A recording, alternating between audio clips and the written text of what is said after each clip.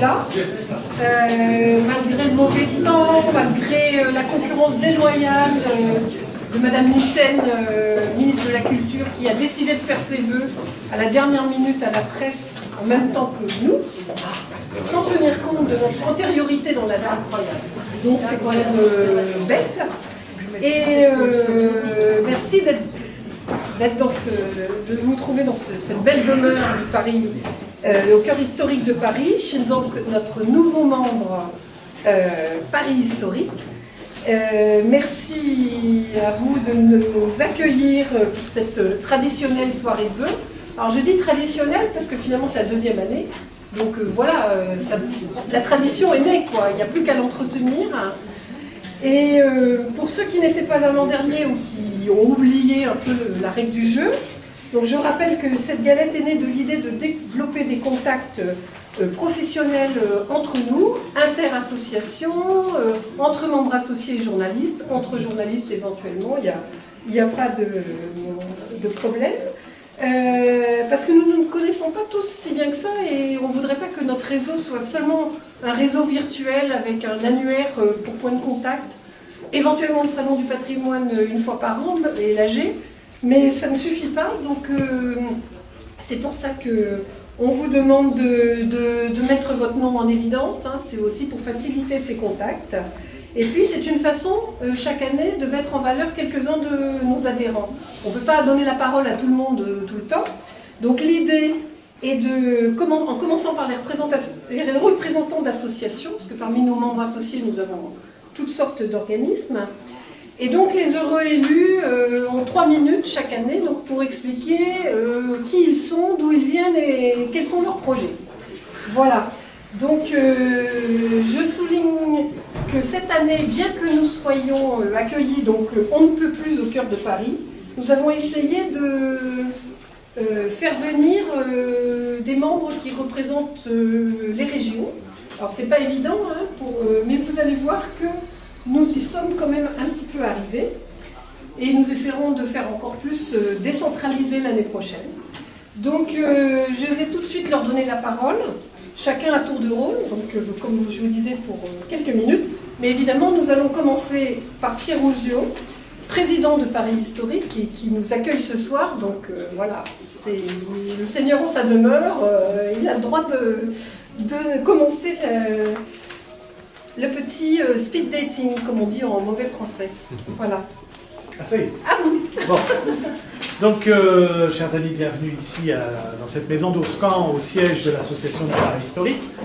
Alors, pour simplement raconter une histoire rapidement de l'association, 2018 est une année importante puisqu'elle va fêter son 55e anniversaire. Et Paris donc Historique est née en 1963. Elle était la sœur jumelle d'une autre association très connue elle aussi, qui s'appelait le Festival du Marais. Et à l'époque, ça a été l'idée très originale du fondateur, Michel Rode, qui était à la fois président et du Paris Historique et du Festival, de vouloir mener campagne pour préserver le Marais, c'est-à-dire lancer l'idée que restaurer, réhabiliter valait mieux que détruire et reconstruire. Et pour faire passer ce message, l'idée qu'il a eue était évidemment de créer ce Festival du Marais. Ce festival avait lieu une fois par an, au mois de juin.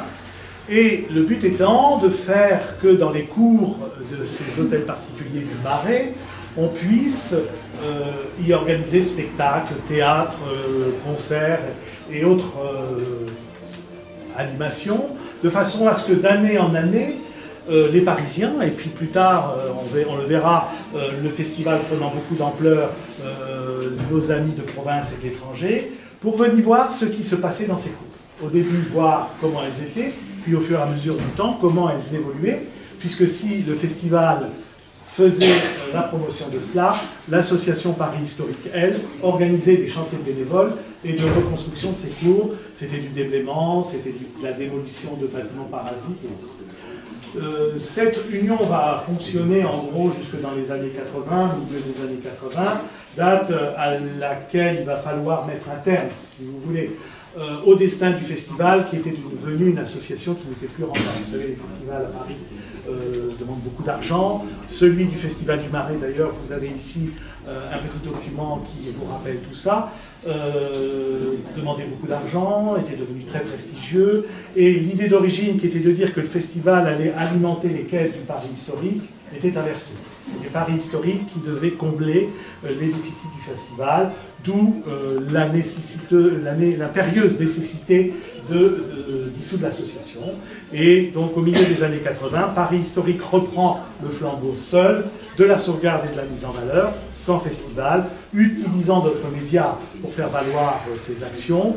Et donc notre association fonctionne avec plusieurs groupes. Deux groupes essentiels, les chantiers, c'est-à-dire ceux jeunes et moins jeunes qui vont organiser des chantiers de bénévoles à Paris, et notamment dans cette maison, puisque cette maison, qui est une propriété de la ville de Paris, qui devait être détruite dans les années 60, nous a été concédée par un bail amphithéotique qui charge à nous de la restaurer et de la remettre en activité, ce que nous avons réussi.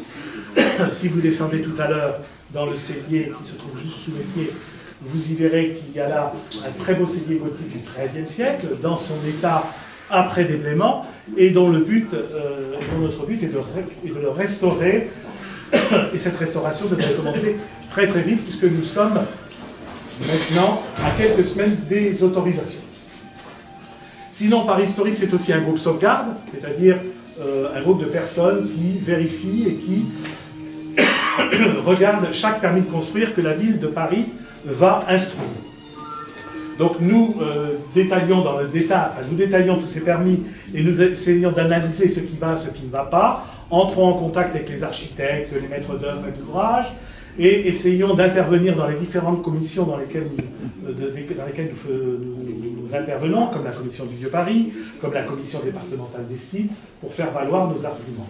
Il y a des succès, il y a des défaites, comme toutes nos associations le savent.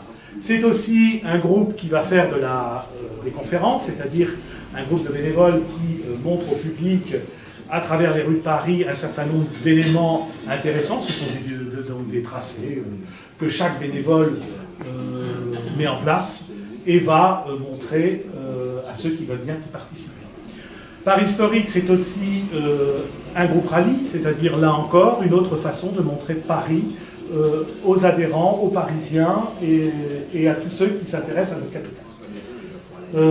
Paris Historique, c'est environ 2000 adhérents à jour de leur cotisation. C'est en gros une centaine de bénévoles. Alors, donc quand je dis bénévoles, pour nous, c'est une personne qui donne au moins une demi-journée par semaine. Donc en gros, nous en avons une centaine.